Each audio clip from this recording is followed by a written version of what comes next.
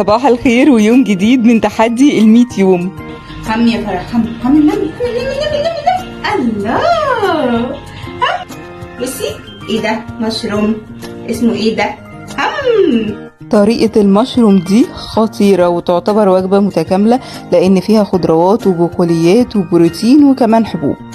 افرم بذور اليقطين والبصل والثوم والريحان وهتلاقوا المقادير بالظبط مكتوبة بالكابشن. بعد كده هشوحهم في طاسة فيها زيت وزبدة سخنين جدا لحد ما يتبلوا. احط مية بتغلي على الكسكسي وهقلبه على النار لمدة دقيقتين وبعد كده هغطيه واسيبه 10 دقايق. احط المشروم اللي احنا شلنا الصاغ بتاعته وهحط التوابل وهقلب كويس لحد ما المشروم ياخد من كل الفليفرز وبعد كده هشيله واحط الكسكسي والجبنة. اقلبهم كويس لحد ما يوصلوا للقوام ده. زمانها جاية بعد شوية، جايبة العبوة احشي المشروم بالخلطة اللي احنا عملناها وهحط على الوش جبنة موزاريلا وهدخله الفرن. طعمه يجنن يا جماعة.